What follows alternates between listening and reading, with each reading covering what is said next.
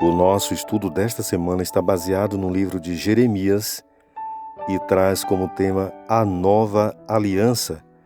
E como verso principal, nós escolhemos Jeremias 31, verso 31, que nos diz: Eis que vem dias, diz o Senhor, em que farei uma aliança nova com a casa de Israel e com a casa de Judá. Estamos lembrados de que estudamos que a aliança que Deus estabelece é uma aliança eterna, para sempre.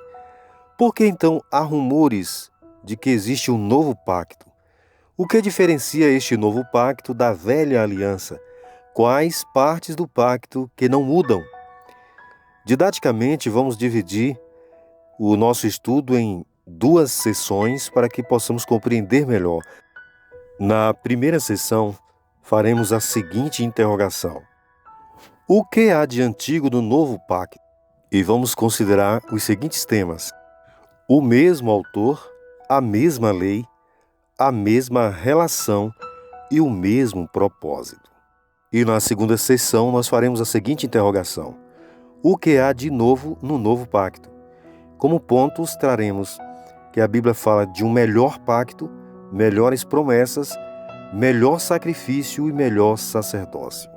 E foi com base nestas promessas que Deus disse ao povo de Israel: Eis aí vem dias.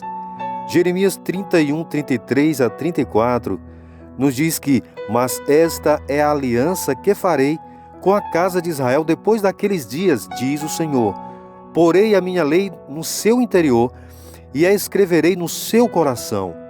E eu serei o seu Deus e eles serão o meu povo. Porque lhes perdoarei a sua maldade e nunca mais me lembrarei dos seus pecados. Vimos que o povo de Israel, por sua infidelidade, havia quebrado a aliança que tinham feito com Deus, segundo Jeremias 31, 31 a 32. Por essa razão, Jeremias profetizou a celebração de uma nova aliança entre Deus e o povo. No entanto, tem vários elementos que permanecem inalterados. Por exemplo, segundo o profeta, a aliança tem o mesmo autor. Deus é quem promove a aliança. É também a mesma lei. A lei de Deus é a base do pacto. E a mesma base. O pacto sempre foi baseado no perdão e misericórdia de Deus. Neste sentido, o novo pacto é, de certa forma, um pacto renovado. É o ápice ou a realização do primeiro. Vimos que desde o início, Deus sempre foi firme com a sua parte no pacto. Mas ele percebeu que o ser humano falhou e então ele disse: Eu farei uma obra em vosso coração. Oséias 2:20 diz: E desposar-te-ei comigo em fidelidade e conhecerás ao Senhor. Embora o povo de Israel tivesse sido infiel, Deus queria estabelecer sua relação com eles. É disso que trata a nova aliança. Deus quer que nos apaixonemos por Ele novamente. Ele quer renovar nossos pensamentos e sentimentos. Ele diz: Darei minha lei em sua mente e a escreverei em seu coração. Jeremias 31, 33. Fazei-vos novo coração e um novo espírito. Eu lhe darei um novo coração e colocarei um novo espírito dentro de você. E o que fica entendido é que este também não é um propósito novo. É a mesma relação que Deus queria ter com seu povo desde o início. Prova disso é que em Deuteronômio 6,6 Deus já dizia: E estas palavras que eu te comando hoje estarão sobre o teu coração. A Bíblia de fato traz a nomenclatura da antiga e da nova aliança. Principalmente o profeta Jeremias e o profeta Isaías também nos lembram estes pactos que Deus fez com o povo de Israel. Mas será que podemos dizer que Deus fez dois pactos com o povo? Vejamos então o que a Bíblia nos diz. Isaías 56, verso 7 nos diz também: Os levarei ao meu santo monte e os alegrarei na minha casa de oração. E os holocaustos e os seus sacrifícios serão aceitos em meu altar, porque a minha casa será chamada casa de oração para todos os povos, diz o Senhor. No coração da aliança de Deus com Israel havia um propósito definitivo: estender a todos os povos o convite para participar das promessas divinas.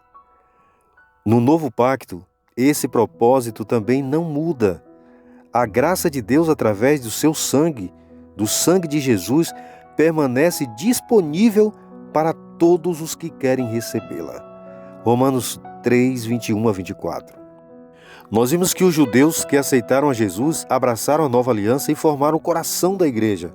Posteriormente, os gentios de todas as nações juntaram-se a este pacto e foram enxertados no verdadeiro povo de Deus. Romanos 11, 1 a 24. Podemos afirmar assim que Deus sempre teve o mesmo pacto com a humanidade, o pacto da salvação. Mas nós falhamos e Deus sim renovou esse pacto. E através de Jesus Cristo, tudo aquilo que era feito por cerimônias de animais passou agora a ser feito pelo próprio Jesus Cristo na cruz. Tanto é que o véu do templo se rasgou de alto a baixo quando Cristo morreu.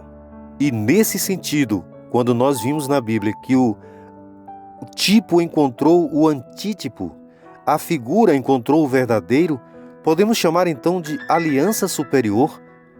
De acordo com Hebreus 8, 6, a Bíblia diz: mas agora alcançou ele ministério tanto mais excelente quanto é mediador de uma melhor aliança que está confirmada em melhores promessas. O livro de Hebreus explica como a profecia da nova aliança de Jeremias 31 foi cumprida em Jesus, enfatizando as diferenças entre os dois pactos. Mas por que a nova aliança é melhor do que a antiga? A velha aliança mostrou salvação através de figuras e símbolos. A nova aliança, a realidade em si é mostrada. Jesus morreu por nossos pecados e intercede por nós diante do Pai. 1 Coríntios 15, 3 e Hebreus 7, 25. Mas por que as promessas são melhores? A Bíblia vai explicar que, embora a salvação oferecida seja a mesma, a antiga foi baseada em uma promessa futura, enquanto a nova é baseada por promessa cumprida em Cristo Jesus, de acordo com Hebreus 9, 11 a 12. Quem de fato é o sacerdote da nova aliança? Hebreus 2, verso 17 vai nos dizer: por isso convinha que em tudo fosse semelhante aos irmãos, por ser misericordioso e fiel sumo sacerdote naquilo que é de Deus, por expiar os pecados do povo. Os sacrifícios oferecidos sob o antigo pacto não poderiam por si só limpar os pecados ou santificar os ofertantes. Hebreus 10, versos de 1 a 4. No entanto, o sacrifício de Cristo sobre a nova aliança é suficiente para eliminar nossos pecados e nos santificar. Da mesma forma, a antiga aliança tinha sacerdotes imperfeitos que tinham de ser renovados geração após geração, mas Jesus Cristo é feito sumo sacerdote para sempre. Hebreus 6, 20. Além disso, ministro no próprio céu. E Mateus 27, 51 mostra que o véu do lugar santíssimo foi rasgado em dois quando Jesus morreu. Isso marcou a transição entre símbolos e realidades, entre o antigo pacto e o novo pacto. E se bem que este novo concerto houvesse sido feito com Adão e renovado a Abraão, não poderia ser ratificado antes da morte de Jesus Cristo. Existira pela promessa de Deus desde que se fez a primeira indicação de redenção.